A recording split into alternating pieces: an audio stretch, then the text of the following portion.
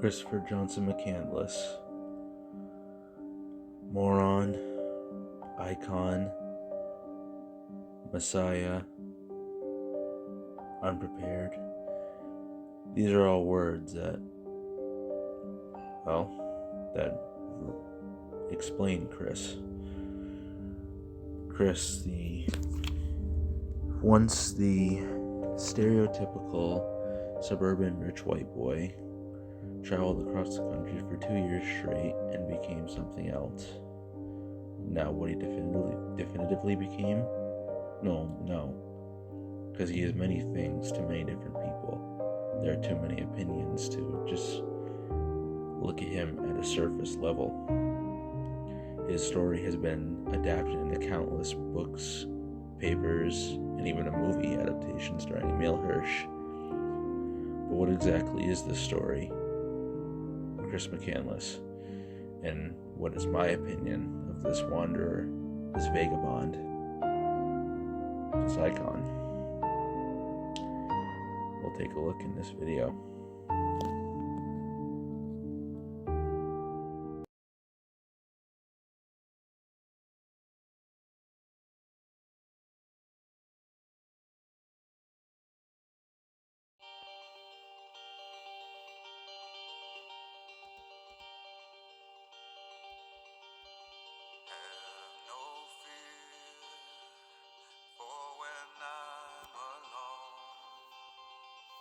I'll be better off than I was before. Chris was born February 12th, 1968 in California, and was found dead by hikers or hunters, I've heard different stories, on September 6, 1992.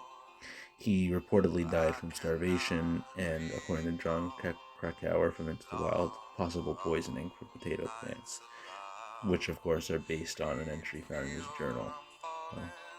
Well, in fact, the last written entry in his journal before it was just scribbles and eventually nothing. He was born to Walt McCandless, an aerospace engineer, and Billy McCandless, a successful entrepreneur. They lived in the East Coast for most of Chris's life in Annandale, Virginia, located near Washington, D.C. And he went on to become a student of Emory University, where he excelled in anthropology and history, and based on his journals, was also very good at writing, so English, in other words. He eventually left in May 1990, where he donated his savings to charity and shut himself out from his family. Of course, he didn't do this by car because his car was disabled in a flash flood in Lake Mead. However, this did not stop Chris, nor would anything, and he left on foot and became a leather tramp, someone who walks only with their shoes. In 1990, during that autumn, I should say, he befriended Wayne Westerberg, who was the owner of a grain elevator in Carthage, which is in South Dakota. He worked there for a time, not really said how long, but until at least 1991.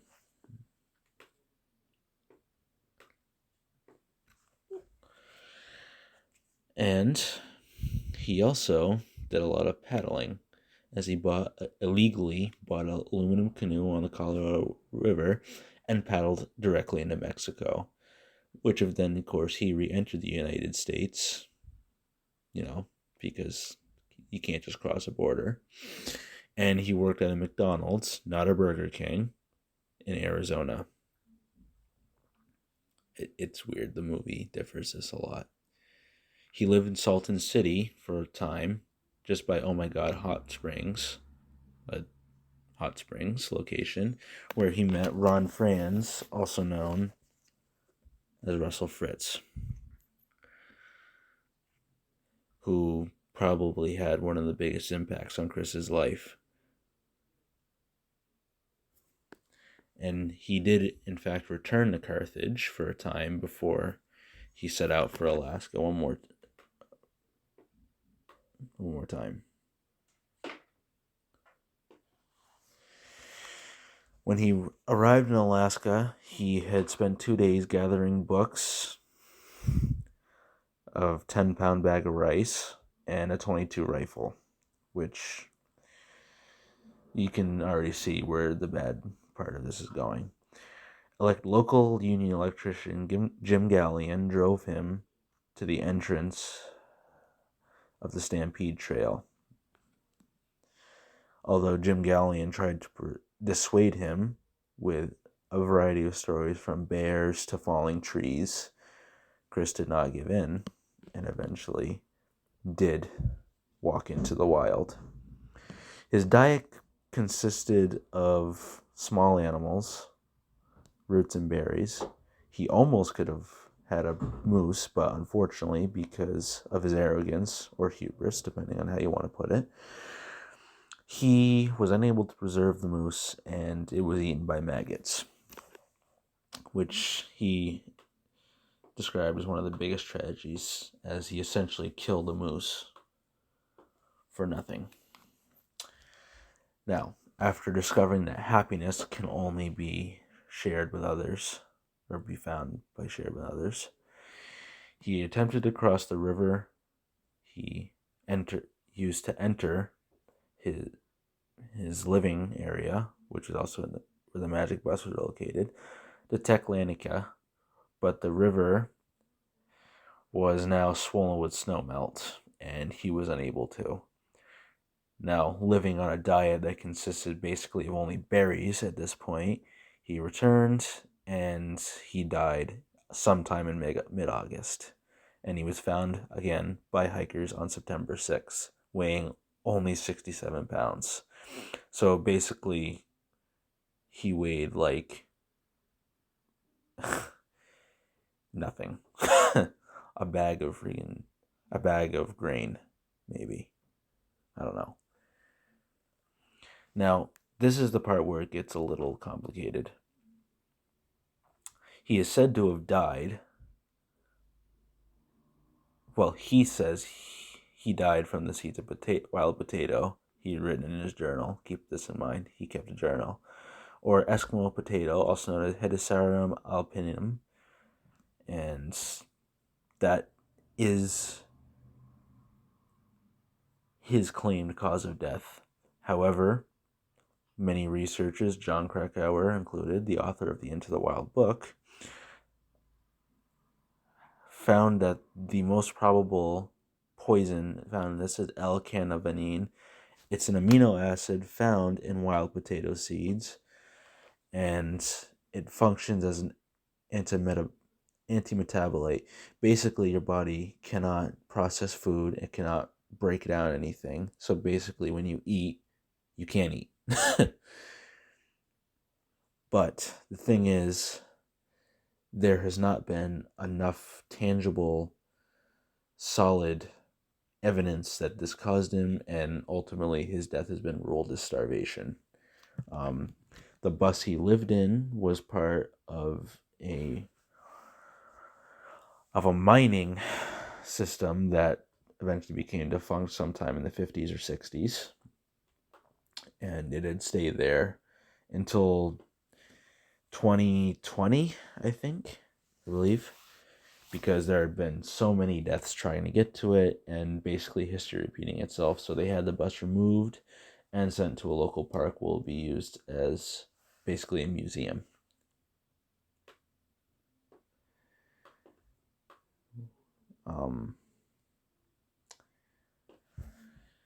Chris's journey was, or is, inspiring for me.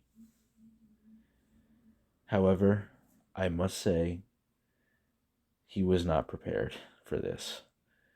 You cannot go into the woods, especially the Alaskan woods, with nothing but rice, books, a gun that really shouldn't kill anything, and a bad map.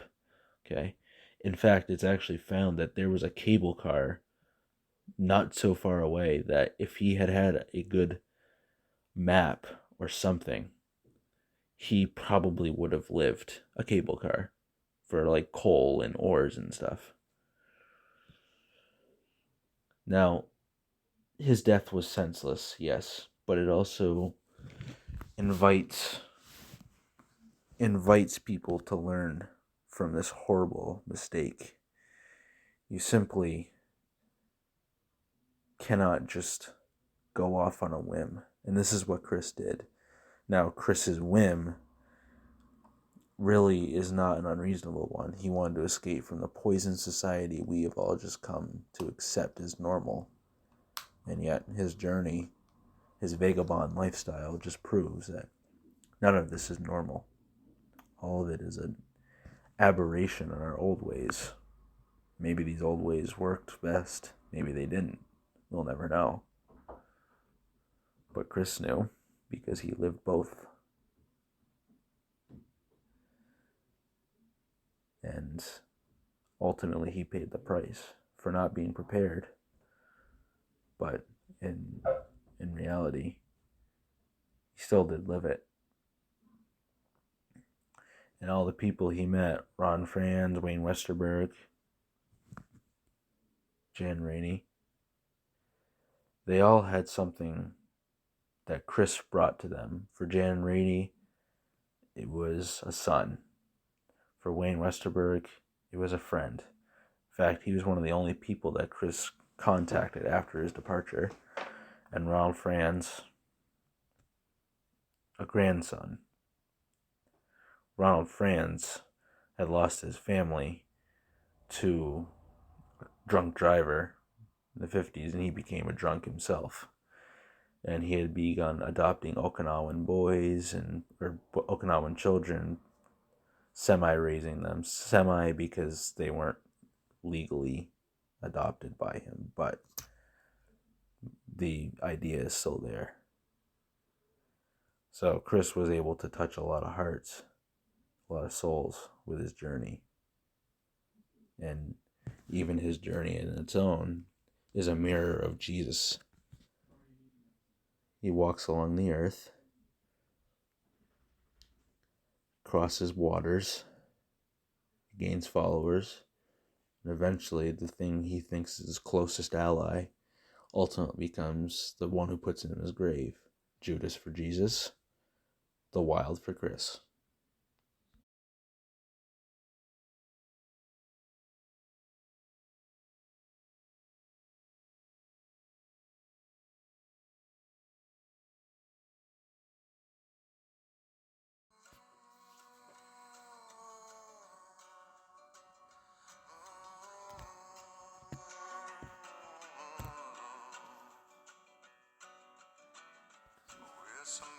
The legacy of Chris McCandless is a complicated one, to say the least.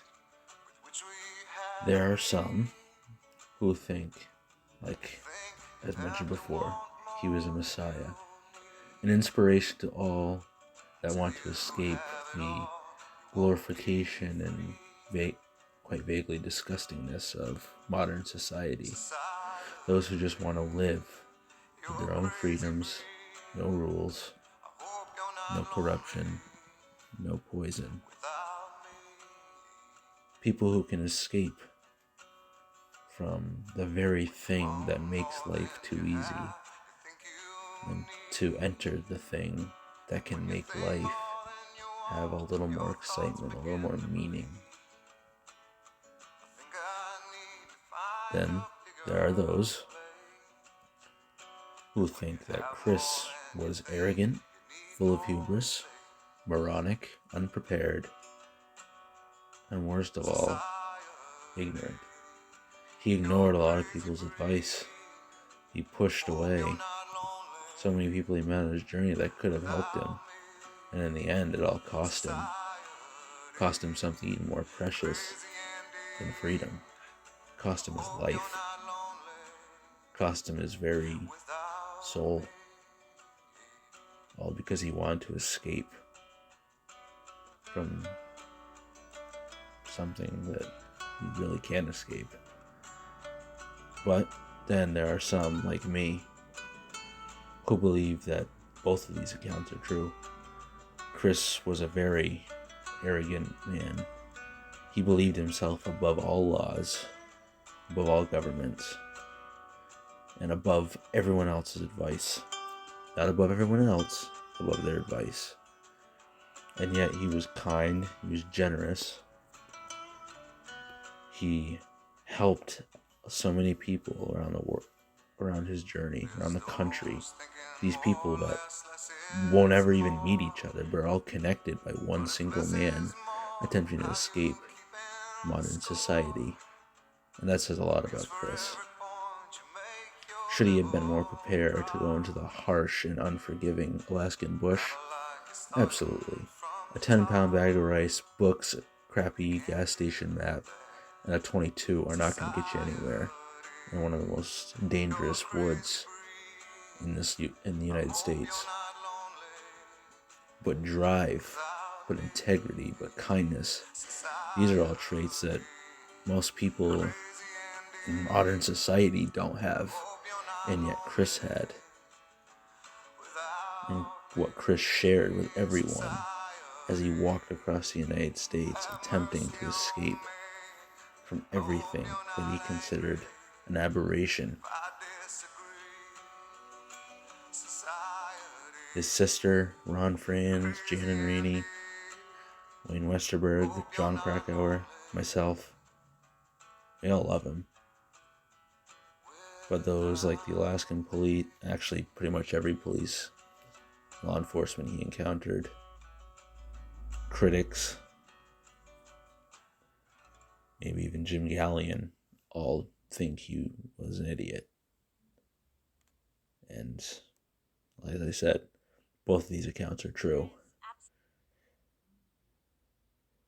And not everything is black and white in life. Sometimes there are these gray areas that we simply cannot explain, and yet do exist because they are brought into this world by only the most unique people, which was what Chris was. For a very 5'8", 100-pound man, just simply walking to basically live in nothing. He had one of the most complex minds and biggest hearts that could ever be seen in a historical figure. And this is the reason he remains an American icon even 31 years after his death. Chris McCandless is something we should all aspire to be.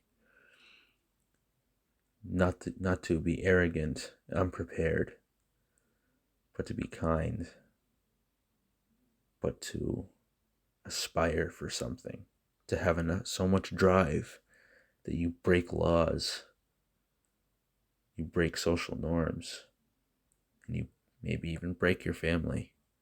But if it all helps you in the end, nobody should care, and nothing else should matter.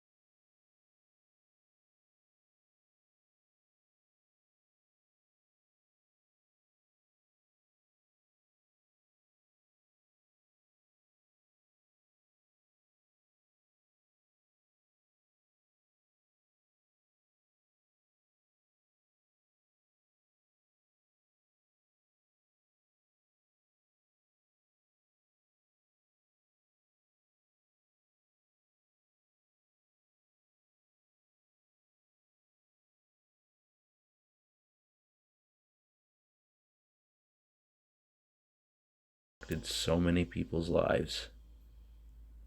He has become a modern myth, a legend gone too soon. He would be my grandfather's age. He could be my grandfather if he was alive. And he is one of my inspirations as well. Owing to the fact that I first saw the movie when I was 7 years old. My mom introduced me to it. It's one of her favorite movies. Even though the story of Chris McCandless should be viewed as a cautionary tale, that doesn't mean it does not have its inspirational merits, as I've said before. But his message has one story. The story has one message that everyone should learn. Be who you are and do what makes you happy. Don't conform to any social